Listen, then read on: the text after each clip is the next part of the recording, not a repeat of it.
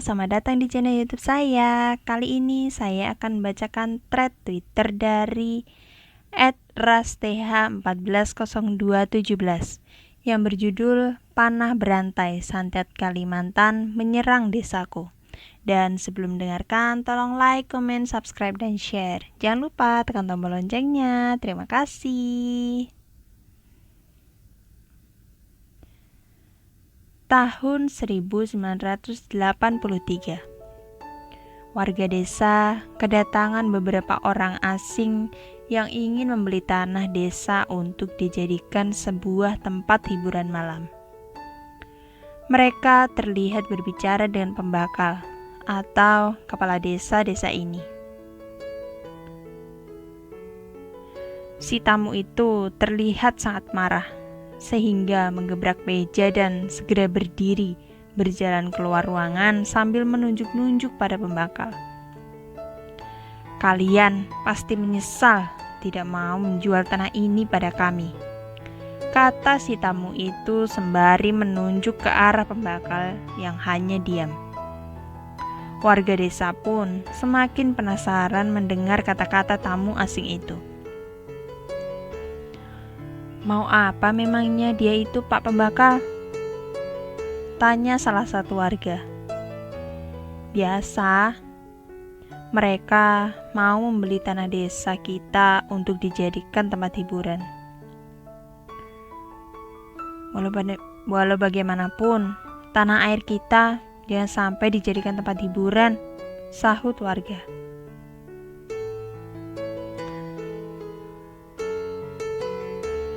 Nah, ceritanya akan dimulai setelah penolakan ini. Beberapa minggu setelah penolakan pembakal pada tamu asing atau yang dipanggil Pak Elias, nama samaran, beberapa warga mulai terserang penyakit aneh. Bagian tubuh yang sulit terjangkau oleh sepemilik tubuh ditumbuhi bisul sebesar piring. Bahkan cairan dalam bisul itu pun terlihat jelas. Tidak seperti bisul kebanyakan, yang cairannya berwarna putih seperti susu atau nanah. Tapi bisul itu cairannya berwarna bening seperti air hujan. Namun, yang anehnya, di saat warga mencoba menusuk dengan jarum, tidak tembus, atau tepatnya tidak bisa pecah. Bahkan, ditusuk dengan pisau pun tetap tidak mau pecah. Padahal, bisul itu terlihat lembek dan seperti balon yang diisi air, namun tidak mau pecah. Semakin hari, bisul-bisul itu semakin membesar. Warga yang terserang penyakit aneh itu pun sudah dibawa ke rumah sakit, namun hasilnya normal. Dan puncaknya, setelah bisul itu berbulan-bulan menyiksa, akhirnya pecah dengan sendirinya. Dan anehnya, cairan yang keluar seperti minyak atau lemak berwarna kuning kemerahan.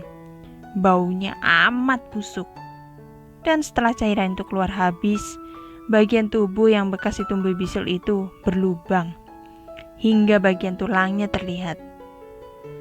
Keesokan harinya, warga itu pun dikabarkan meninggal dunia.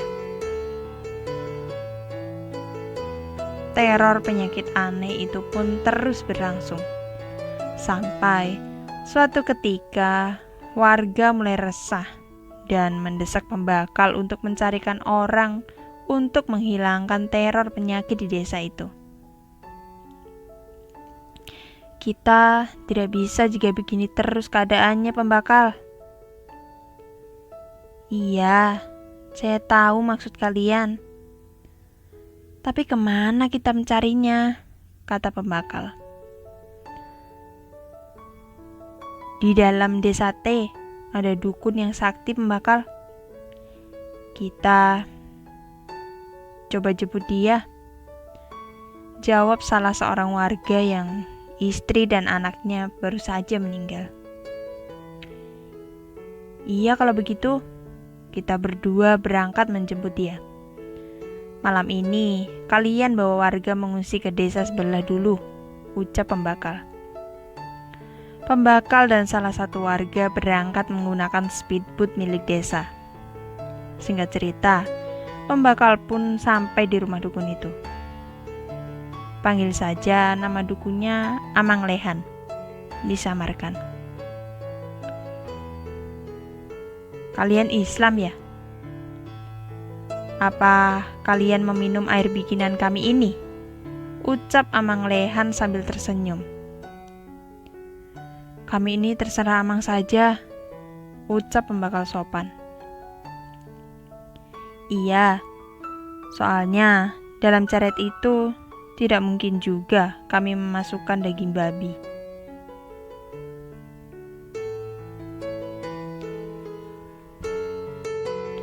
Di Kalimantan, tepatnya Kalimantan Tengah, memang bila kita bertamu ke rumah orang yang berbeda agama dengan kita akan ditanya, apakah kita mau meminum atau tidak. Dan memang, ceret serta gelasnya mereka asingkan. Mereka sangat menghargai orang Muslim. Kalau boleh saya tahu, apa maksud kalian datang ke sini? Tanya Amang Lehan. Begini, Mang. Di desa kami, warga terkena penyakit yang tidak biasa, aneh. Seperti bisul, tapi setelah pecah orang yang terkena penyakit itu meninggal, ujar pembakal.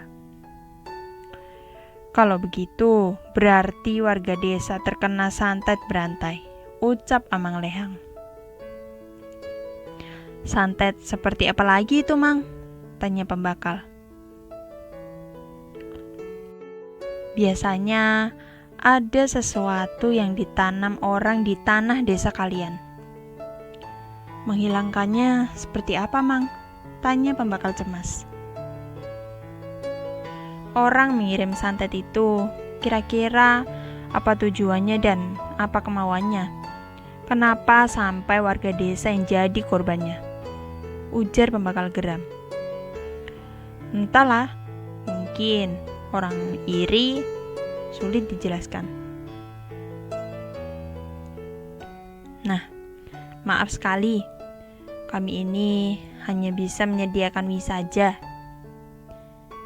Tidak mengapa, Mang, mie pun sudah luar biasa. Setelah makan ini, kalian berdua tidur saja. Iya, Mang. Malam pun sudah sangat larut. Pembakal dan temannya tertidur hingga pagi tiba. Sudah bangun ya? Tanya Amang Lehan. Benar-benar nyenyak sekali tidur malam ini. Ayo minum kopi dan sarapan dulu. Tadi malam saya melihat desa kalian. Banyak sekali makhluk gaib. Desa kalian gelap sekali.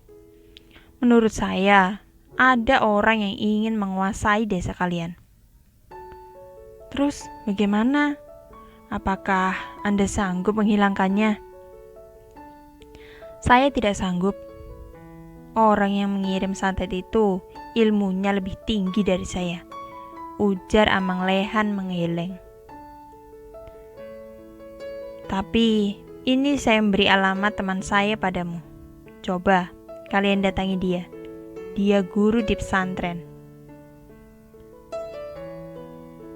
di daerah Banjarmasin.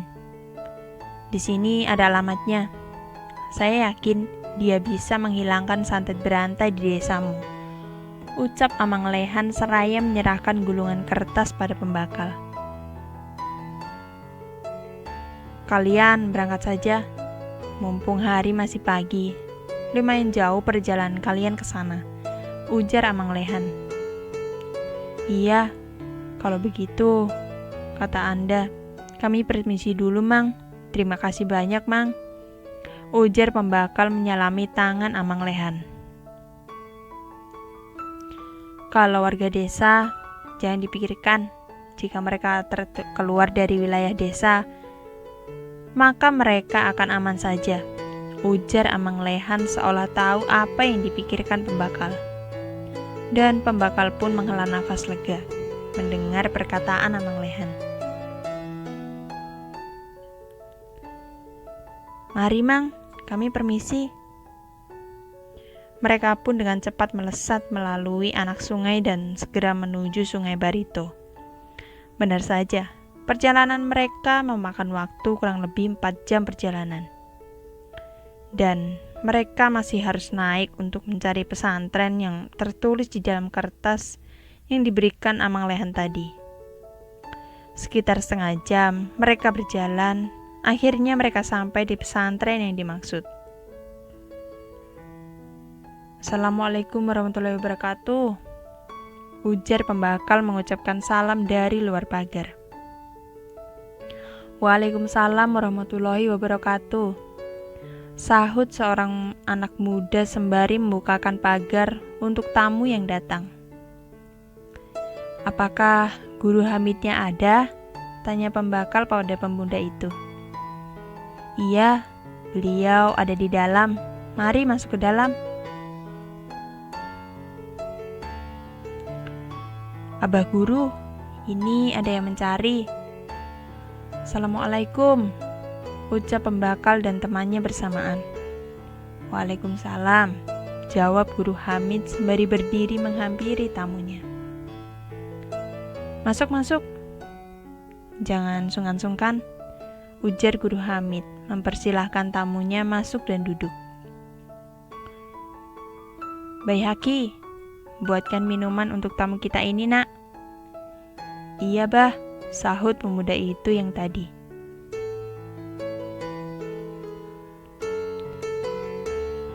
"Ada apa sampai mencari Abah ke sini?" ujar Guru Hamid tersenyum.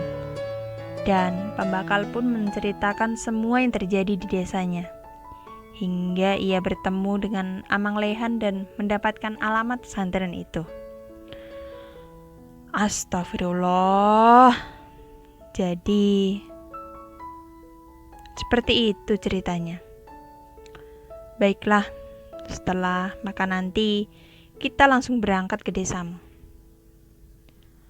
"Alhamdulillah," ucap pembakal dan temannya.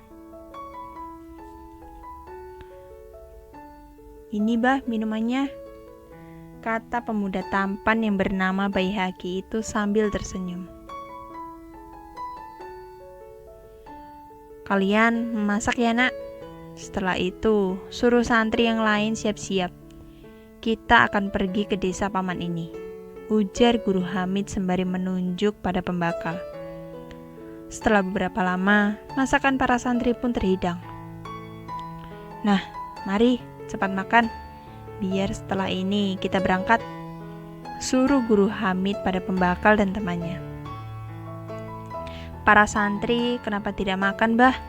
tanya pembakal seraya menyedok nasi. "Mereka mungkin lagi makan di dapur," ujar Guru Hamid tersenyum.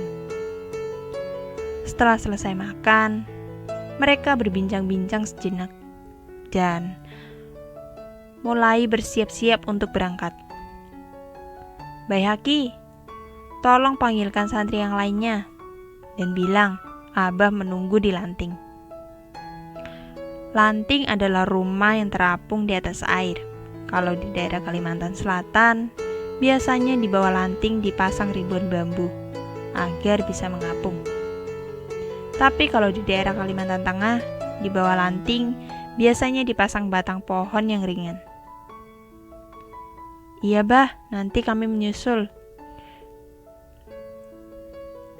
Guru Hamid dan dua tamunya itu pun meninggalkan halaman pesantren menuju sungai. Dan setelah beberapa saat menunggu, akhirnya para santri datang membawa beberapa tas. Sekitar 17 orang santri ikut ke desa JP. Dan mereka mulai memasukkan barang bawaan mereka ke dalam speedboat. Ada 4 speedboat yang mengikuti pembakal dari belakang. Setelah makan waktu perjalanan hampir 7 jam, mereka pun sampai di desa itu. Dan Guru Hamid menyuruh santrinya menggelar alas duduk yang mereka bawa dari pesantren. Mereka mulai membaca doa.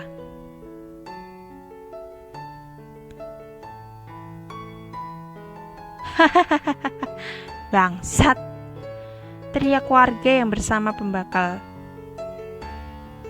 Tiba-tiba, Guru Hamid tersenyum sembari berdiri menghampiri temannya pembakal itu. "Jangan berhenti berdoa," ujar Guru Hamid pada santrinya.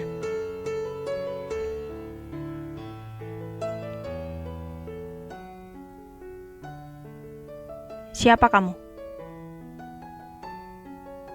tanya Guru Hamid pada teman pembakal yang kesurupan. "Aku hantu, jin, iblis, kiriman tuanku," jawab warga itu. Suaranya seperti nenek tua. "Untuk apa tuanmu mengirimmu ke sini?" "Membunuh semua warga desa." Kali ini suaranya seperti lelaki tua. "Berapa jumlah hantu yang dikirim ke sini?" 30. "Siapa yang ditugaskan memimpin kalian?" "Aku." Kali ini suaranya terdengar sangat berat. "Aku tidak mau membunuhmu, Hamid. Lebih baik sekarang kau pergi. Hidup mati itu di tangan Allah."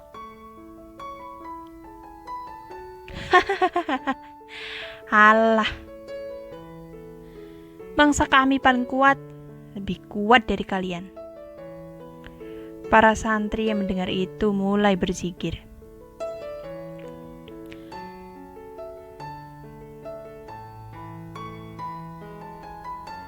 "Haulah, haulah, haulah." Makhluk itu mengejek dan tertawa. "Baihaqi, tolong ambilkan air yang ada di dalam tas abah itu," ujar Guru Hamid. Setelah air dalam botol itu ada di tangan Guru Hamid, warga yang kerasukan itu mulai berhenti mengejek para santri. "Kamu tahu ini air apa?" tanya Guru Hamid tersenyum. "Bangsat, sudah ku bilang jangan ikut campur urusan tuan kami." "Tidak ada niatku untuk ikut campur urusan majikanmu. Tapi majikanmu sudah keterlaluan, membunuh orang-orang yang tidak bersalah di desa ini." Air yang di dalam botol itu pun disiramkan ke badan dan wajah warga yang kesurupan itu. Anehnya, ketika air itu mengenai badan dan wajahnya, warga itu pun tergantung melayang. "Bangsat kamu, Hamid," teriak warga yang kesurupan itu. "Kamu milih pulang pada majikanmu atau mau aku gantung di sini?"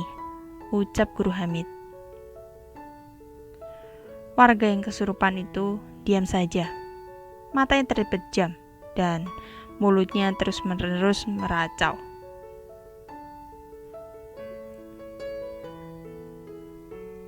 "Ah!"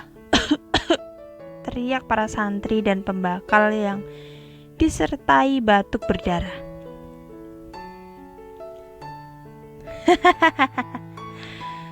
"Sudah kubilang, aku lebih kuat dari siapapun," ujar warga itu tertawa angkuh. "Baca bacaan yang sudah abah ajari, nak," ucap Guru Hamid sambil berjalan memutar.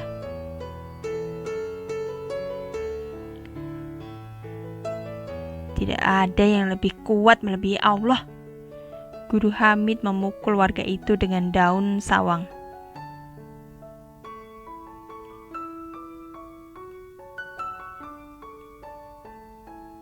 Setelah dipukul dengan daun sawang, tiba-tiba warga yang kerasukan itu muntah darah kental dan berbau sangat busuk. "Ampun, ampuni aku, Hamid," ujar warga yang kerasukan itu merintih. "Siapa nama majikanmu? Dan apa tujuannya membunuh warga desa di sini?" majikanku Elias. Dia ingin mengambil alih tanah di desa ini. Tolong bebaskan aku. Aku rela mengabdi lawan kamu. Jangan antar aku balik ke majikanku.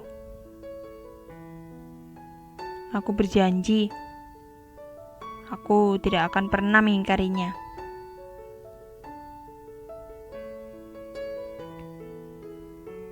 Bagaimana aku bisa percaya dengan makhluk jahat seperti kamu itu? Bagaimana caranya aku bisa membuat kamu percaya? Apa agama kamu saat ini? Majusi.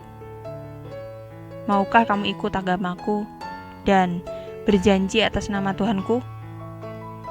Warga itu terdiam beberapa saat dan akhirnya mengangguk. Ikuti aku. Asyhadu alla ilaha illallah wa asyhadu anna Muhammadar Rasulullah. Aku bersaksi tiada Tuhan yang berhak disembah melainkan Allah. Dan aku bersaksi sesungguhnya Nabi Muhammad adalah utusan Allah. Dan si warga yang kerasukan itu mengikuti setiap yang diucapkan Guru Hamid.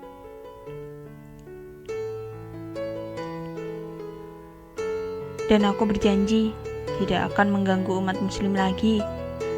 Jika aku melanggar, aku rela dilaknat oleh Allah. Ucap warga itu disertai tangis. Kamu keluar lewat mana? Tanya Guru Hamid.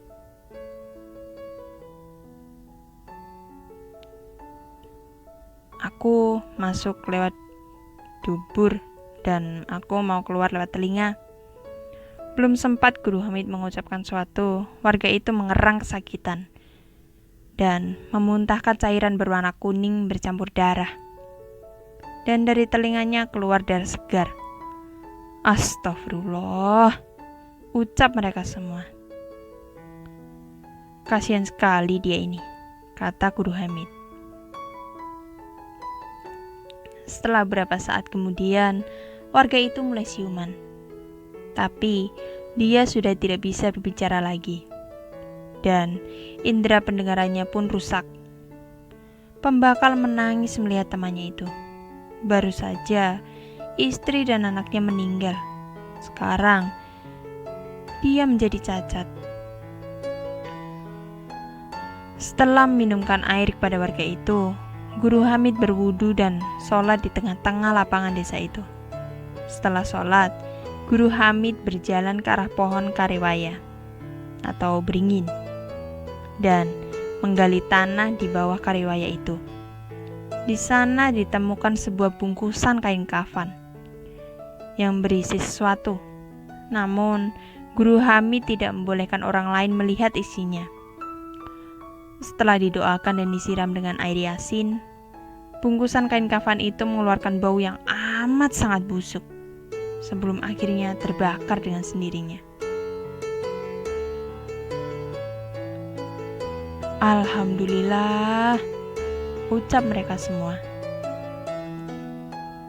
Konon, kata pembakal, santet itu kembali ke si pengirimnya. Dan entah benar atau tidak, ada kabar bahwa Pak Elias mati mengenaskan karena terbakar di dalam rumahnya. Selesai. Nantikan cerita-cerita lainnya hanya di Dongeng Seram.